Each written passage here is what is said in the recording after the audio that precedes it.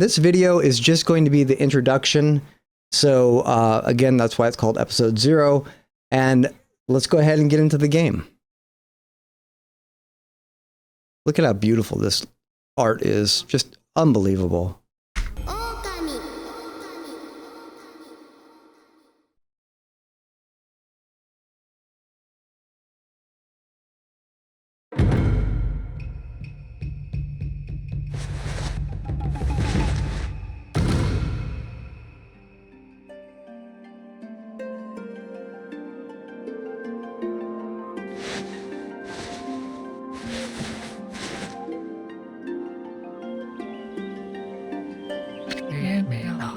Long, long ago, a tiny hamlet known as Kamiki lay nestled in a grove of proud and beautiful cherry blossom. Each and every tree around the quiet burg was honored as a god. However, the village was not without its dark secrets.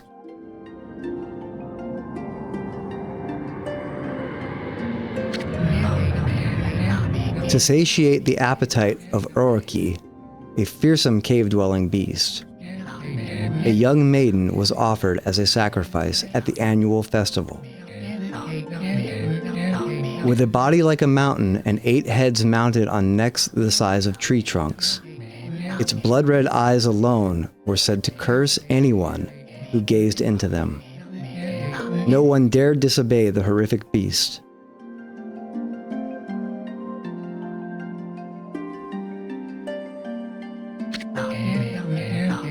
When the night of the sacrifice drew near, a mysterious white wolf appeared outside the village. This wolf, its coat as brilliant as snow, was dubbed Shiranu. The wolf kept a watchful eye on anyone who ventured outside the village and made a habit of patrolling the streets at night. People assumed the wolf to be a familiar of Ōkami. It's probably Orochi.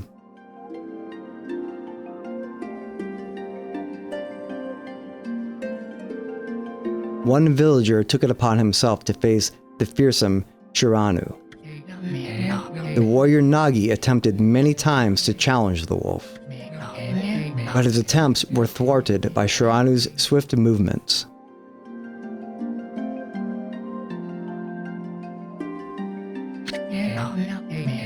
Before long, the night of the accursed festival had arrived. A white-plumed arrow heralded the coming sacrifice. Piercing the sky, the arrow sunk its shaft squarely into the home of Nami, the village's most beautiful maiden.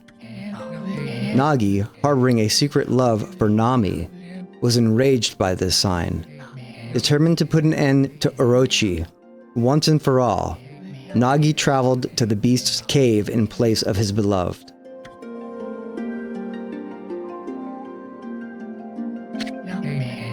The Moon Cave, a place as dark as evil itself, served as Orochi's home.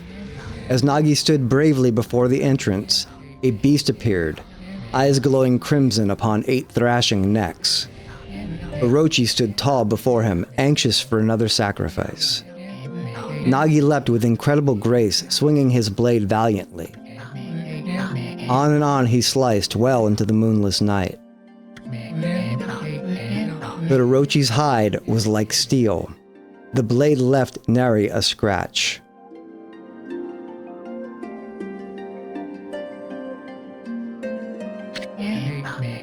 At long last, Nagi, his energy spent from the intense battle, dropped to his knees, fatigued and gasping for breath. He knew he was staring death in the face. It was then that the wolf appeared. As if to protect Nagi, it stood its ground before Orochi. In the darkness of the cave, the wolf's coat shone brilliantly. Alas, it was Shiranu, the wolf that dwelt outside the village. Bearing its fearsome claws, Shiranu leapt towards Orochi. Orochi reared its terrifying heads, readying its fangs for battle. The two beasts struggled wildly, thrashing in the darkness.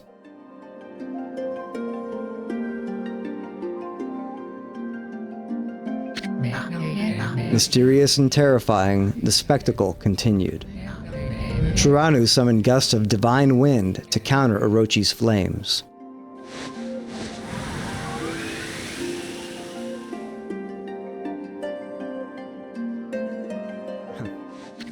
As Orochi closed in on Shiranu, sharpened claws glistening, a gigantic tree suddenly sprouted forth, shielding the wolf. Shiranu fought gallantly to gain the upper hand. However, Orochi, protected by a mystical power, was not easily bested. Shiranu, covered in gashes, majestic coat dyed crimson, stood exhausted before the mighty Orochi.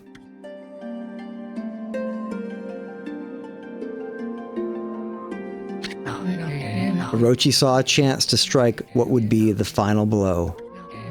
But Shiranu refused to give in.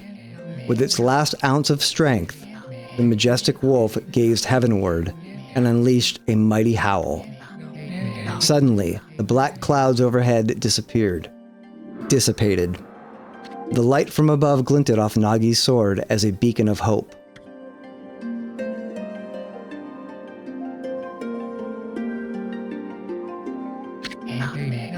Guided by his sword, Nagi, who had been taking shelter in the shadows, stood proudly to face his adversary. Channeling all his strength into his scarred and battered arms, he leapt ferociously towards Orochi, his sword poised high. The golden sword danced in his hands like a puppet on a string. One by one, Orochi's fearsome heads separated from their owner.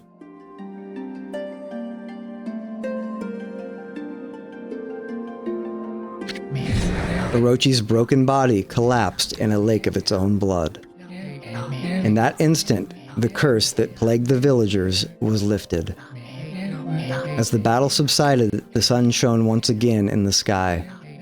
Shiranu had succumbed to Orochi's poison and struggled to breathe. Nagi scooped the beast into his arms and returned to Kamiki. I'm not sure. When they reached the village, Shiranu was no longer moving. The village elder gently stroked the wolf's head. In response, Shiranu let out a hoarse and pitiful bark, then closed its eyes and drifted off as if into slumber.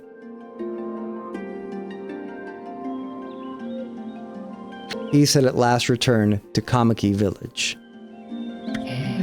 In honor of Shiranu's heroic exploits, the villagers erected a shrine and placed a statue of the wolf within it.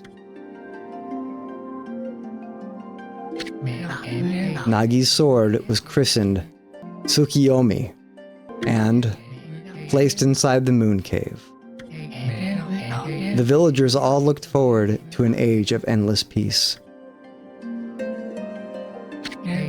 However, this is not the end of the story. There is more to this tale than most people know. 100 years had passed since Nagi and Shiranu's heroic exploits. It happened so quickly that no one in the village even took notice.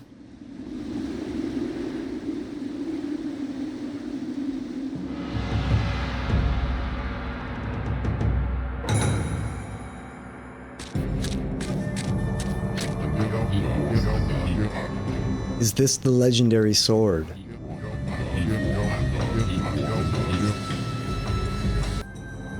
Is this Tsukiyomi, the sword that banished the dreaded Orochi? I don't know if I'm saying these names right. No, it couldn't be. It's just a legend, nothing but a fairy tale. The art on this game is so amazing.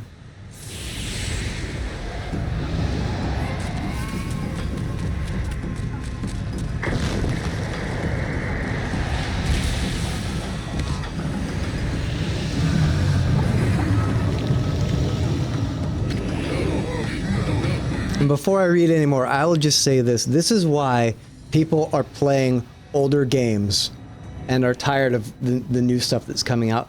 When graphics and systems and consoles and PCs were limited in what they could do, developers and programmers and writers and artists had to come up with these great stories and different ways of telling a story rather than just relying on amazing graphics. And just this opening dialogue, which isn't even spoken for you, is so well written and so well done. I'm already invested in the story.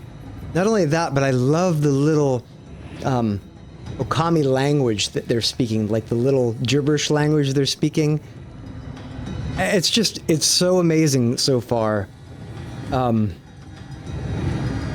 There's just nothing new coming out that's really artistic and I don't want to ramble on about that, but there's a reason people are tired of new games and battle passes and microtransactions and fancy graphics and voice actors and are going back to these games, and more people are, and I think this is going to be absolutely amazing. So let's finish this opening dialogue, find a save spot, and we'll wrap this prelude to the series up. I could try to do voices.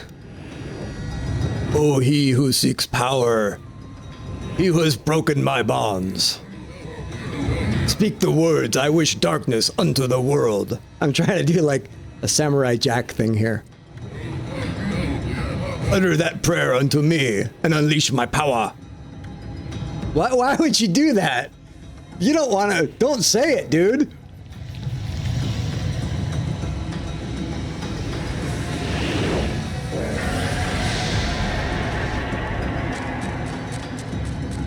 I probably won't read the dialogue in the series.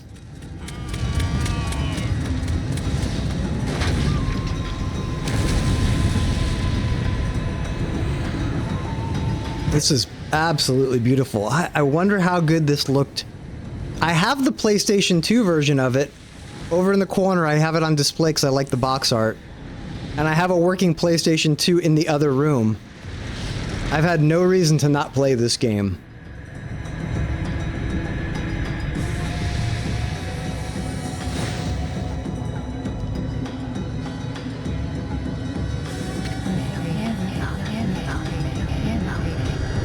A horrible tragedy suddenly swept over the land. However, there was one village that seemed to escape the terrible curse. The tiny settlement of Kamiki. Is it Kamiki or Kamikai? We'll go with Kamiki. The tiny settlement of Kamiki village enjoyed the protection of a sacred tree. It is here that the real story begins.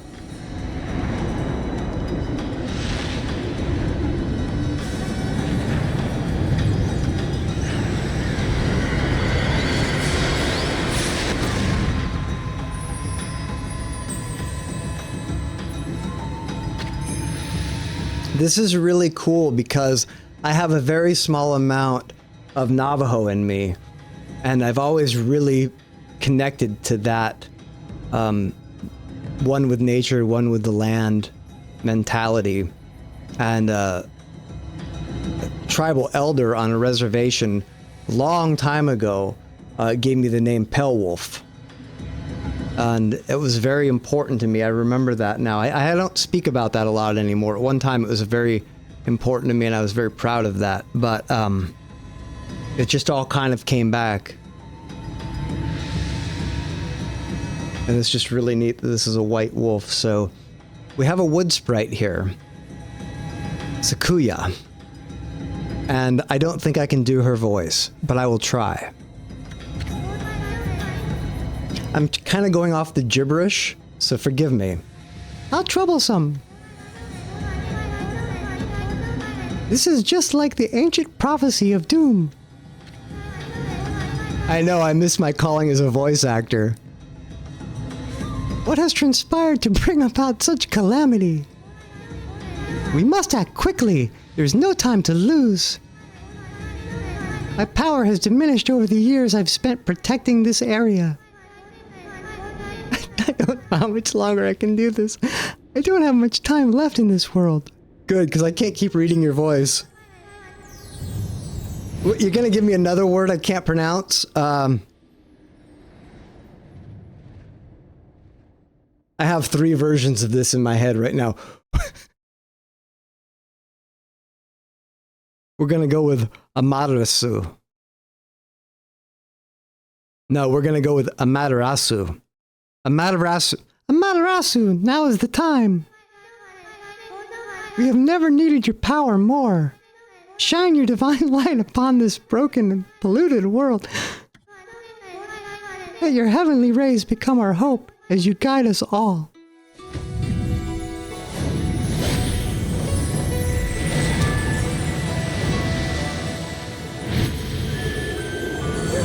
Oh, there we are. Ōkami. Amaterasu. Amaterasu. I have no idea. We're going with Ōkami. Imbued with the power of the other word. Ōkami. Ah, such divine white light, such beauty and grace. I thought you had limited power to exist in this realm, so I wouldn't have to keep doing your voice. The only one capable of such a wondrous spectacle is none other than our mother. And you're gonna make me say that word again? And the origin of all that is... I don't know why that word looks just so hard for me to pronounce. It looks like Amaterasu. Then our mother and the origin of that is Amaterasu. How delightful to see that the Savior whose brave sacrifice... I shouldn't be making myself laugh. I should just read this. Sealed away the evil demon so many years ago had not changed one bit. Seeing you emerge after so many years spent as a statue brings happiness to my heart. Sniff.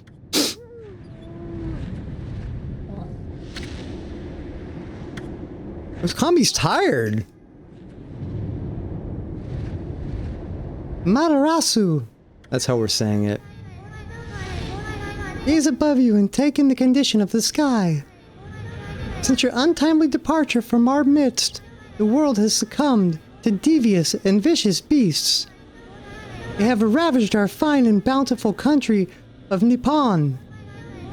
But never have the circumstances been worse than they are this very moment.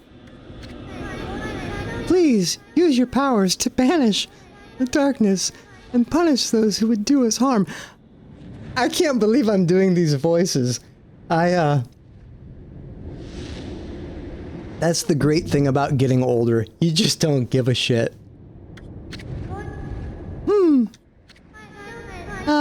What is this? Has something stolen its way into my robe? Ho ho ho! Woo hee hee hee! Ha ha ha ha! He came out of her boobies. He was in her cleavage. This game's so Japanese. I think I'm turning Japanese. I really think so. What, I've got to do the voice? Oh, no, it's her. Okay. Pooh, what on earth? You again? Is that a mushroom? Oh, man. My voice for this thing is gonna sound like my voice for the girl. Ow, ow, ow! Are you nuts? Boy, for a little thing, you sure make a big fuss. I was just trying to make the conversation a bit more interesting. That's all. Were you napping in my clothes again, Bug? Bug, I told you 1,000 times not to call me that. I'm a wandering artist. The name's Isun. I'll show you just how great I am, and it won't be long till you're bowing before my great brush.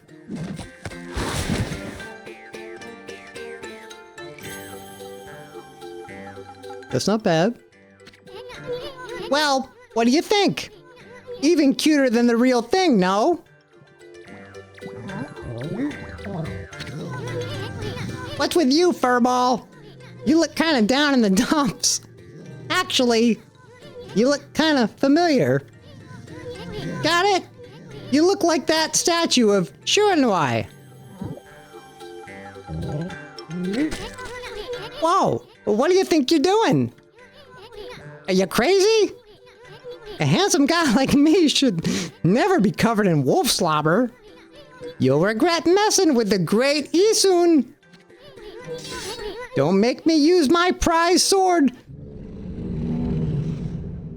Denkumaru, against you.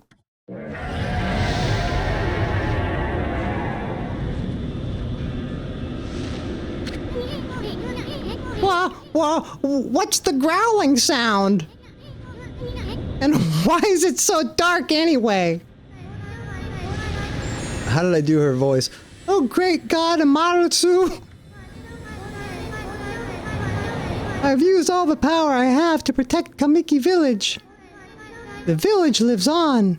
Their spirits lie encased in my fruit. I think I've got the two voices kind of hybrid together at this point. Cut it free, and the village will be reborn. I trust in you. I know that you will lead us down the right path. Only your awesome power can restore life to the world. The trees returned to normal, huh? That Sayeko girl sure said some weird stuff. The villagers' spirits are being kept inside the fruit? That's the fruit. That girl said that if you cut it down, the village will be restored. But it's awfully high up there. If you don't use some kind of special power, there's no way you're gonna reach it. This darkness is really getting to me too. A lot can happen while you're taking a nap. A lot can happen while you're taking a nap. Thank you for being with me during that embarrassing bit of dialogue. This is the intro to the game. I'm hoping to find a save spot, and I'm not going to do any more of that narration in episode 1. We're just going to enjoy the game. Look at how beautiful this game is. Well, let's see if we can figure out some of the buttons first. I'm guessing... Yeah, okay, jump. Bark. Ooh. Dash. What is this? Oh, this is our map. Can we go out? Oh. What in the world? There's something blocking the road leading back to the village. Am I still dreaming?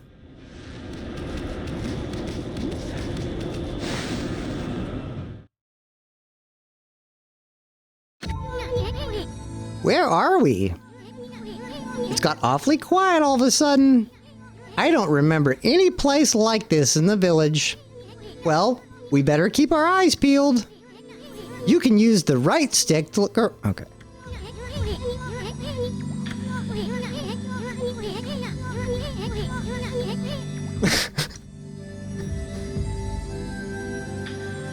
All right, well, I can tell you right now, the right stick is inverted. For what my version of inverted, it's backwards for the Y and the X axis. And that, well, as easy as that. I never find something that easy. I don't know what A is though, because I'm used to PlayStation. Okay, confirm. Yes. Wow, this is just absolutely beautiful. Oh, he lays down after a while if you don't move him. Yeah, the controls feel good now. What did he say? Right bumper? Something does something? Oh, left bumper. Why can't you just call it L1 and L2 like PlayStation? Why does it gotta be LB and LT? Freaking Xbox.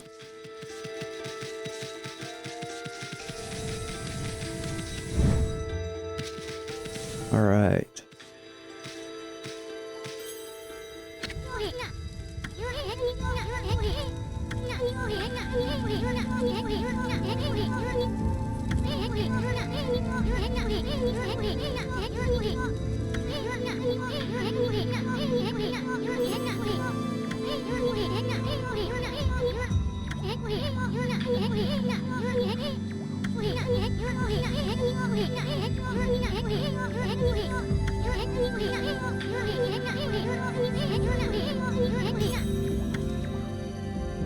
Okay, we're going to go over here and save it.